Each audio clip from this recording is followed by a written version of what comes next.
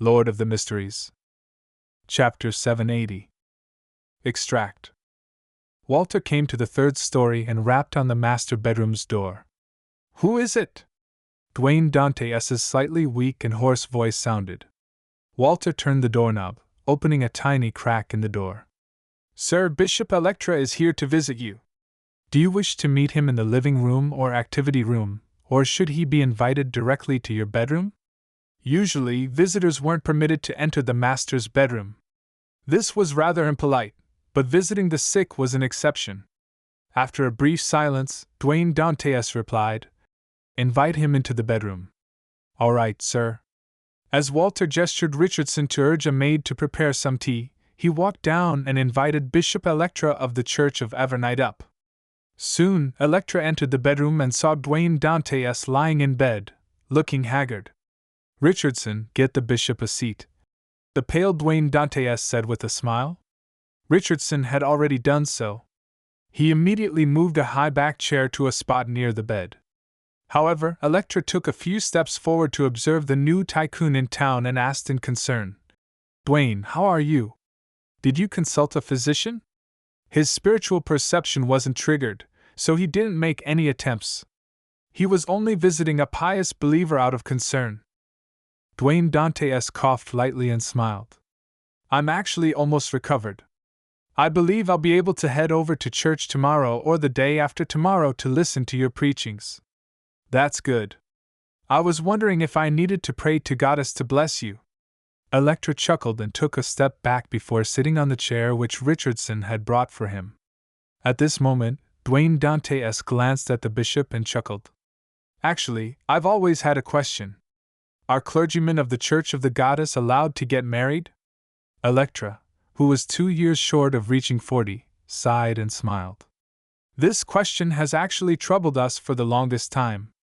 In ancient times, the archbishops had engaged in intense debates about this on several theosophical meetings.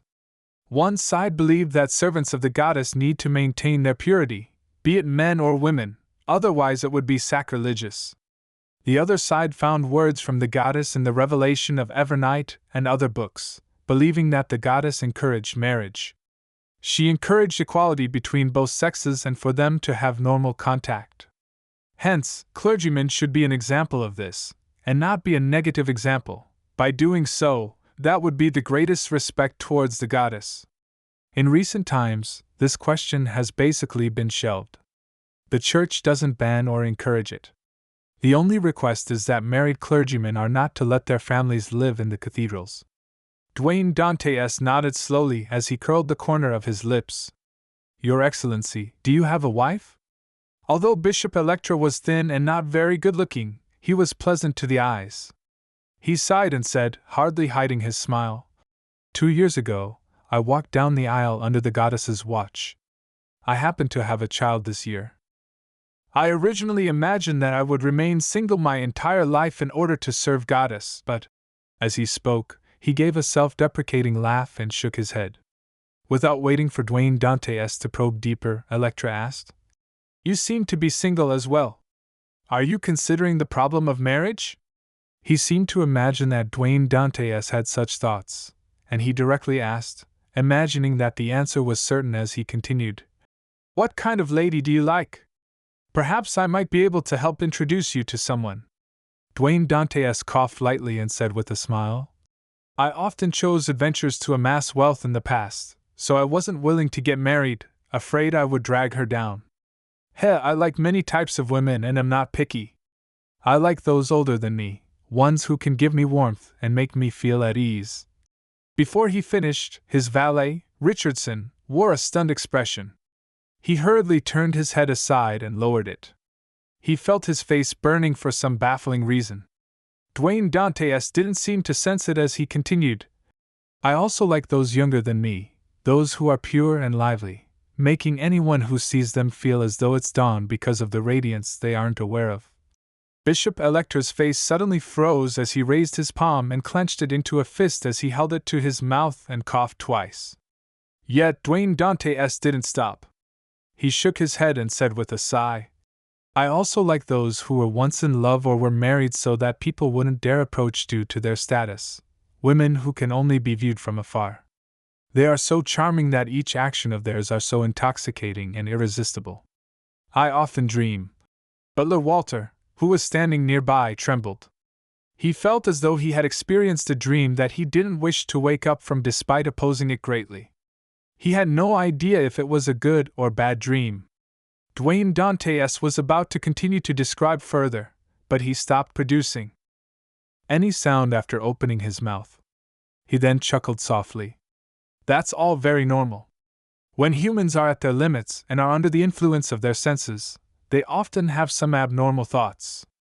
As long as they're repressed while acting in line with one's will, it wouldn't feel like torture. One would still be a husband, a good father, a good man. That's very reasonable. When I'm incensed, I often have irrational thoughts, but few people will turn them into reality. Bishop Electra ingeniously changed the subject.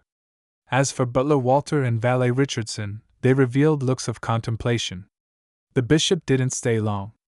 After drinking a few sips of the Marquis black tea that the maid delivered, he got up and bade farewell, leaving Dwayne Dantes's residence. The room quickly turned quiet as the window at the balcony silently opened.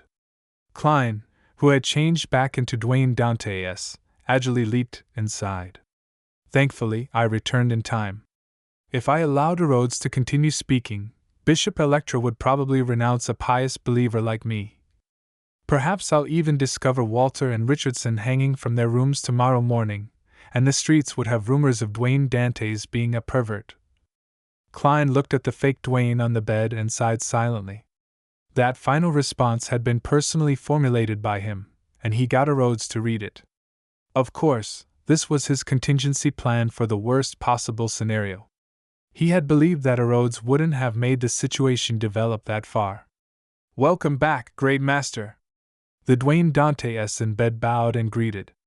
"Did your loyal and humble servant Rhodes do well?" Hearing the mirror stammer the question, Klein sighed and said, "It's still all right. You did pretty good. However, try not to agitate others when chatting." "I will take note." The fake Dwayne Dantes rapidly vanished as a small mirror appeared on the pillow. Above the mirror, silver light bloomed as words appeared. "Thank you for your affirmation.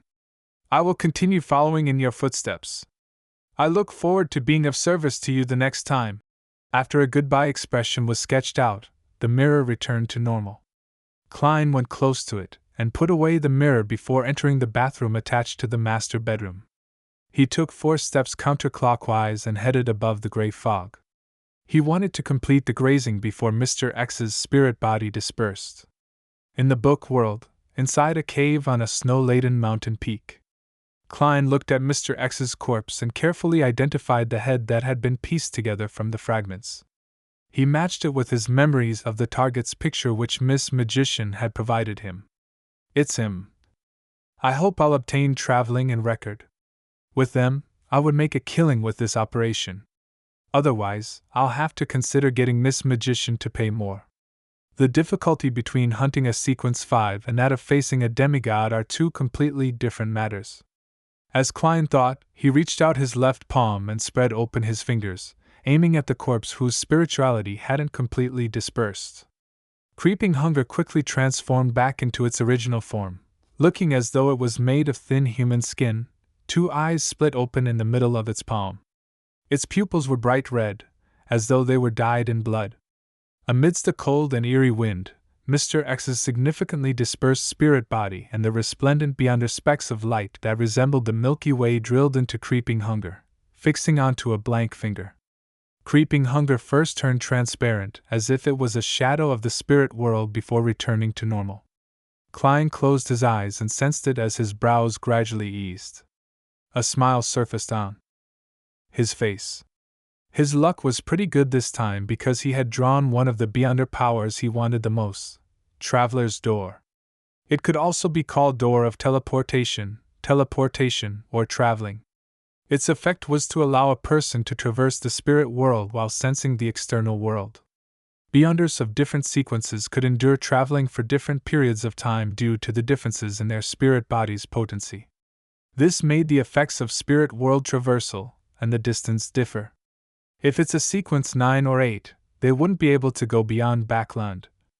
With my present level, I wonder if I can directly head to the primitive island which Mr. Hanged Man provided. If that doesn't work, I can split it into a few trips. Klein thought as he smiled.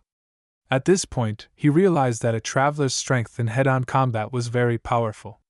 This was because the difficulty in using short-distance traveling was about the same as flaming jump. This also meant that a traveler could keep phasing around a target, opening up and narrowing distances as they pleased. This would catch people by surprise while also preventing them from inflicting a successful blow. Furthermore, if plenty of powers were recorded and the vigilance that accompanies immediately departing once something felt amiss, Klein suspected that even with lightning storm and hurricane, he had no way of restraining a traveler in direct combat. Indeed, a marionettist should try to hide behind the shadows. As Klein thought pointedly, he cast his eyes on Mr. X's corpse. Creeping hunger had also obtained another beyonder power. It was door opening of the apprentice sequence. It was equivalent to a very weakened version of traveling and was of little value. Turning his gaze, Klein's eye noticed the ruby ring on Mr. X's hand.